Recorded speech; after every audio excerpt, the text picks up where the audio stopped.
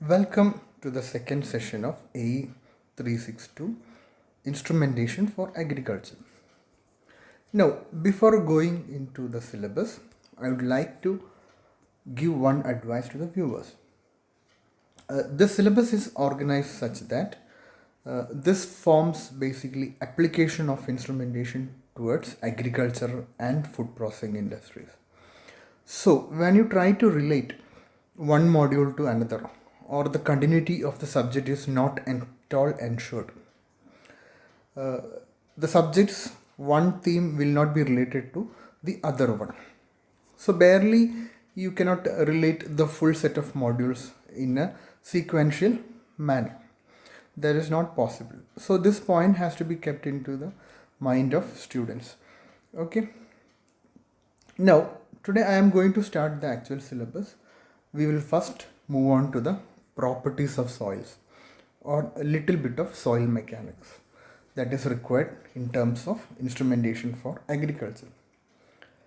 Now, studying the properties of soils is a subject which is more than 3000 or 4000 years old.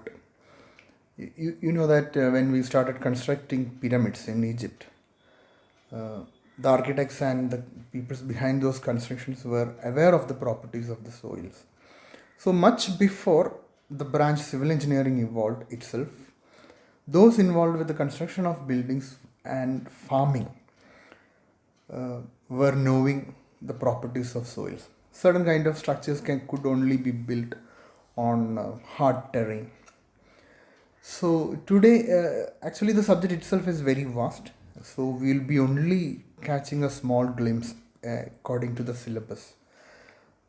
And in fact, I will give you some study materials which contains more topics, contents beyond syllabus, which I encourage the viewer to go through.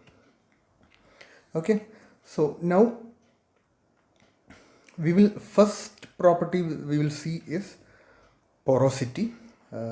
Second property we are going to see is permeability and seepage. And third property is earth pressure, both active earth pressure and passive earth pressures. The topic Mohr circle will be covered in the tutorial session through Google Classrooms. That will become an assignment to you. So please note that. Okay. Now, coming to the concept of porosity. Okay, so porosity means how tightly actually the grains of soils are packed, or how much of void space is available in between the particle. So, if the particle size is very large, the medium is porous, means water or air can flow through it very easily. That is the concept. Now, if the particles are very fine grained, naturally they tends to be so closer and the void space between them is very less, and water or air cannot pass easily through the finely packed soil materials. One example which I can tell you is that sand is at least 1 million times more porous than clay. Although these both differ in terms of particle size by a factor of 10 raised to 6 to 10 raised to 9. And we use log scale plot for plotting the porosity characteristics of the soil, or the particle size in fact. And I'll give you some hints how do we make the measurements of particle size. First, the porous soil is put into a beaker, and we will allow water to settle till the top height of the soil layer. Afterwards, I can separate the water and measure the volume of those water which is separated. That indicates the porous volume of the soil materials. So clay has another problem also. Clay forms layers, so it basically will not allow water to seep through the clay layers. Sand on the other side is very porous medium and complete water oozes out to the bottom. Now, porosity is a concept which refers to the void space totally available in the given per volume of the soil or sand. Now, coming to permeability, permeability refers to the hydraulic resistance offered by the soil to the flow of water or even air also. Now, seepage is the amount of water that comes out after passing through the soil within a finite time. Okay, so the concepts are different. Permeability refers to the resistance, and seepage is the amount of fluid that comes out after a specified amount of time. Now, in figure on left, you can see large sized particles and large void spaces are there, and fluid can pass through it very easily. On the left side, the particle size is less and the fluid flow is not as easy as towards the figure in the left side. Okay, now I'm planning to give a reference, excellent material for this, that is Professor Arnold Vergit from TU Delft University, Netherlands. He has made some open source materials, open access materials. The cyber link I will give towards the end of this session. I again really advise you to please go through that material. It is very well written so that everybody can understand the concept in a very simple, elegant and in a very simple mathematical way. Okay. Now we will see some analysis part on seepage and permeability. Imagine the soil material colored in orange is placed inside a container of height h, bottom area A, capital A, and you allow fluid to pass through this chamber. The flow rate of fluid is Q liters per minute if it is water, and Q meter cube per hour it is if it is air. So this is governed by a simple law called Darcy's equation. Q is constant times delta P, where delta P refers to the differential pressure across the chamber where we fill the muddy material or the permeable material. Usually we does this experiment for water. Okay, so we can directly measure the hydraulic resistance offered by the permeable medium. Now this is very important in agriculture because the permeability often affects the health of the roots of the plant.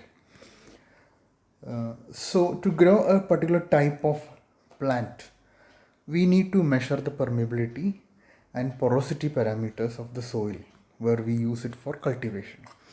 This is also very important for building construction because the entire resting of the foundation is dependent on the factors like porosity and permeability. The foundation types has to be selected depending upon these parameters.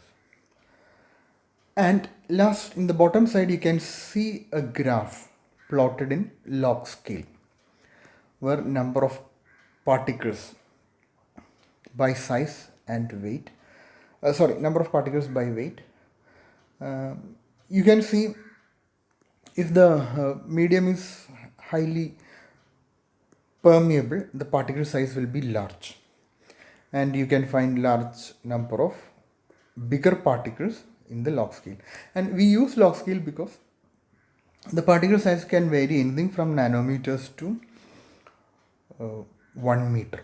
That is the case in nature, and most soil contain a mixture of particles from 1 nanometers or something like 20 nanometers to 1 meter.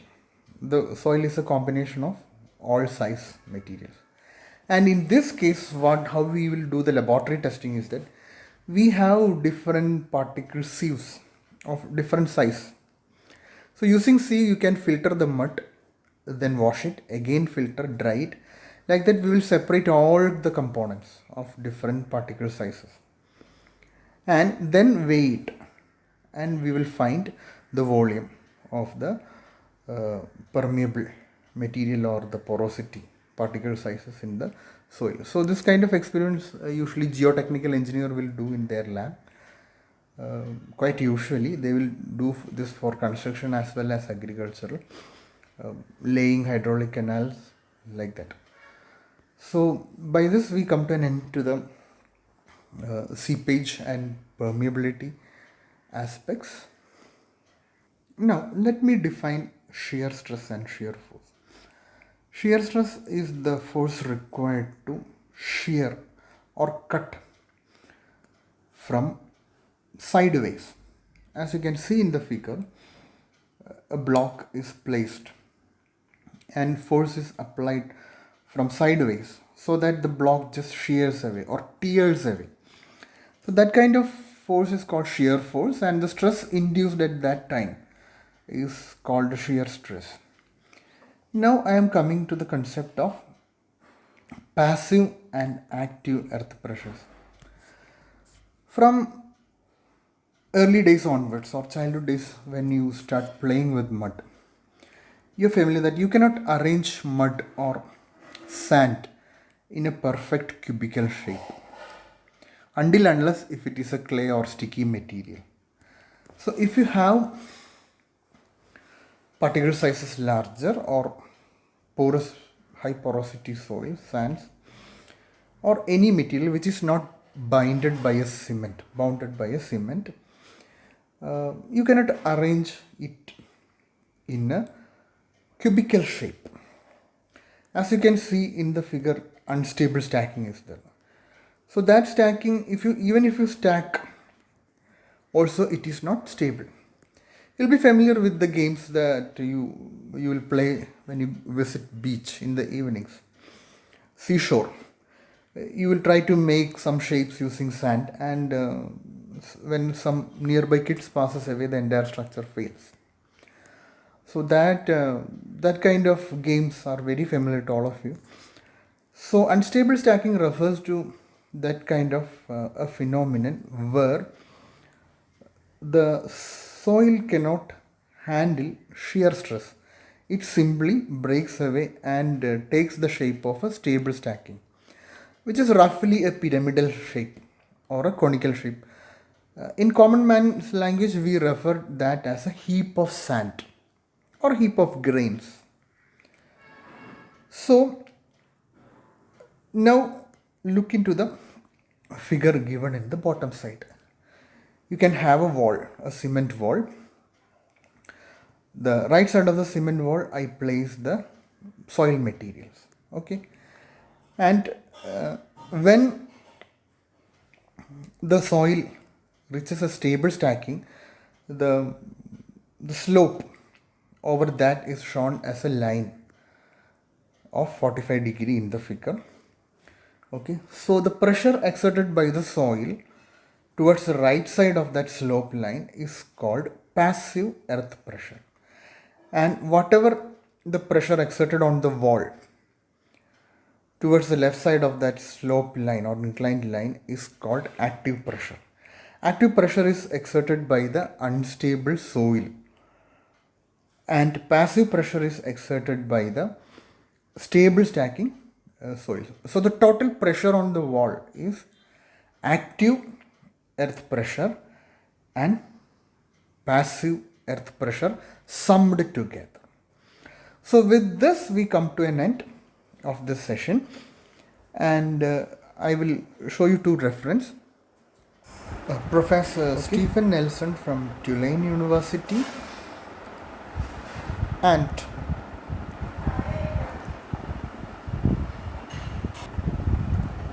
Andrew Veruje from TU Delft University. Both the hyperlinks I have attached into this video as screenshots. So So I advise all the viewers to please go through these sites. It is of immense wealth of information is available, in that too in a very simple manner. That should really help you. And if you have any doubts, anybody, you are free to make a mail to me, email, or you can even contact me through the my WhatsApp, which I'll be publishing soon. So thank you, viewers. We'll see in another occasion. Thank you.